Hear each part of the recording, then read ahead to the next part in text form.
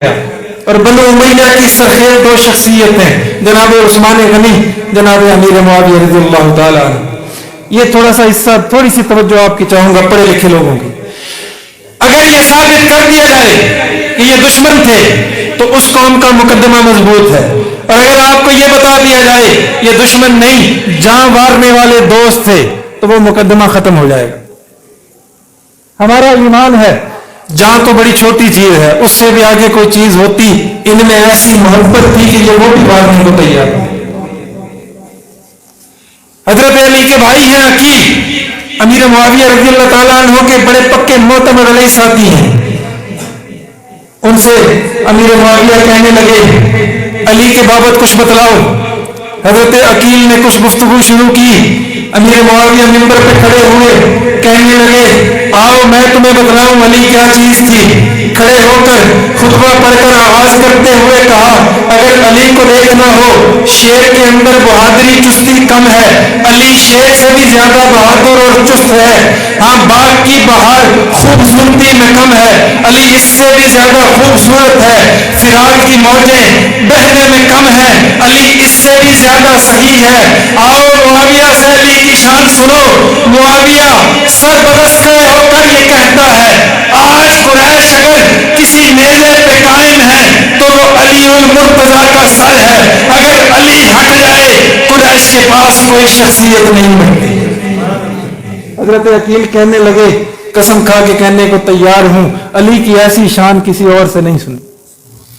یہ معاویہ کے ہاں رضی اللہ تعالیٰ عنہ کے ہاں علی کا ذکر ہے. اور ادھر سنیے، ادھر بھی دوسری قوم پہنچ گئی، لنا کے نون کی طرح درمیان میں رہنے والی. اس نے کہا آپ معاویہ کے بارے میں کیا کہتے ہیں؟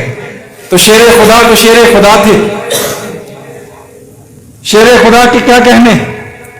شیر خدا نے کہا معاویہ کے بارے میں میرا ایک جملہ پلے باندھ دو، جب تک اس کی حکومت سلامت ہے، یہ سلطنت قائم ہے، جس دن معاویہ کا سر تن سے جدا ہوا ان کے سر اس طرح گریں گے جس طرح تیز ہوا کے اندر ریت کی آندیاں اڑتی ہیں، ذرات اڑتے ہیں. کہا تمہیں علم نہیں تمہارے اوپر کون شخص حکومت کر رہا. یہ ان کی محبت تھی، یہ ان کا آپس میں اختصار کے پیش نظر رکھ کر رہا ہوں، یہ ان کے آپس میں محبت الفت چاہت تھی.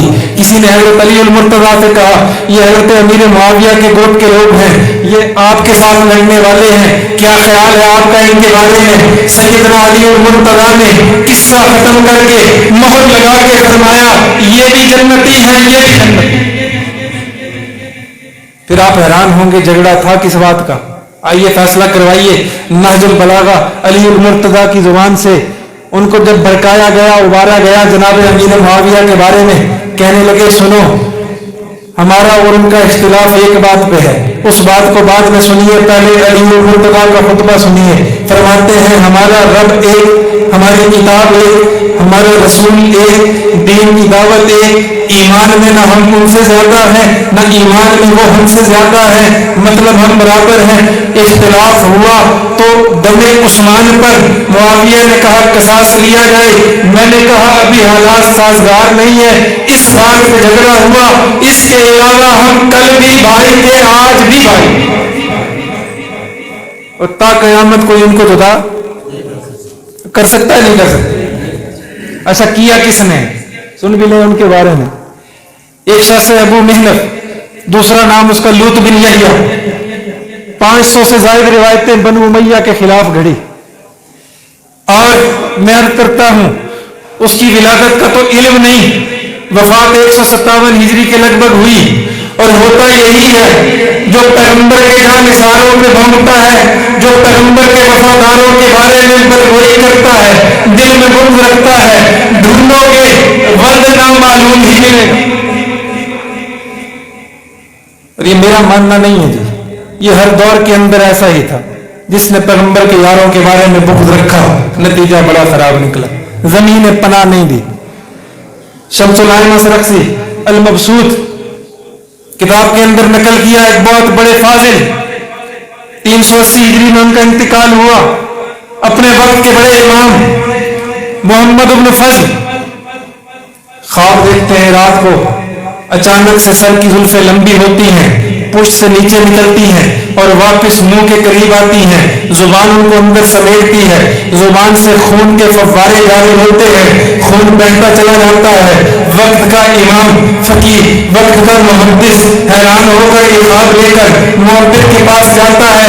رات کو یہ خواب دیکھا، معبر ایک نظر امام کو دیکھتا ہے، ایک نظر خواب پہ توجہ ڈالتا ہے، پھر بڑے ادب سے پوچھتا ہے، اے وقت کے امام محدث فقیہ، یہ تو بتلائیے آپ کے دل میں کسی پیغمبر کے ساتھی کا بغض تو نہیں؟ وہ کہتے ہیں ہاں، میں جناب معاویہ کے بارے میں یہ رائے رکھتا ہوں رضی اللہ تعالیٰ۔ انہوں نے کہا آج ہی توبہ کیجئے ورنہ اللہ کی پکڑ آنے کے قریب۔ جو اس انداز سے آیا، جس دور میں بھی آیا، جس لمحے میں آیا، اللہ نے پیغمبر کے جانشینوں کی حیا رکھتے ہوئے اسے گھر کر کے دکھا۔ آج بھی یہی عالم ہے، لیکن المیہ ایک ہماری جانب سے ہے میرے دوستوں۔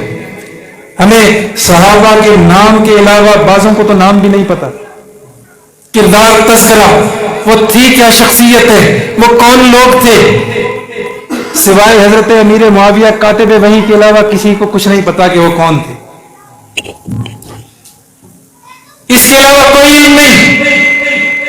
28 ہجری میں عثمان غنی سے زبردستی محبت میں لڑ جھگڑ کر 1400 جہازوں کا بحری بیڑا دریا میں اتارنے والا امیر معاویہ،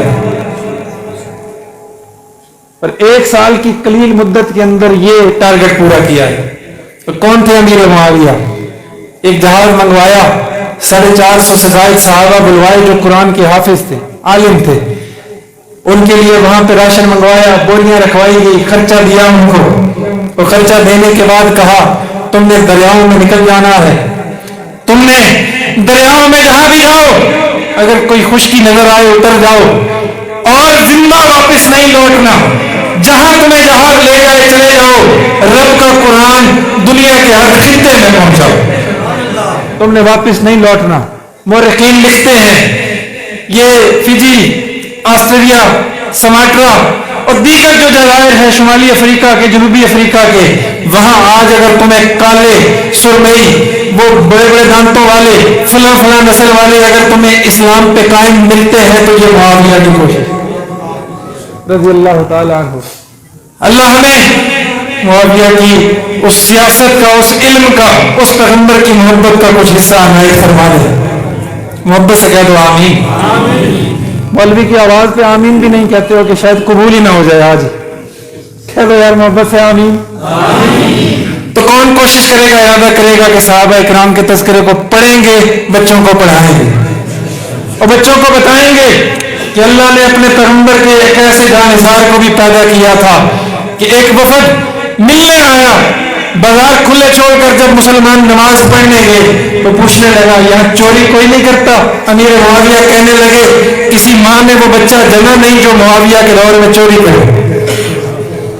یہ عدالت تھی، یہ دیانت تھی، یہ پیغمبر کا وہ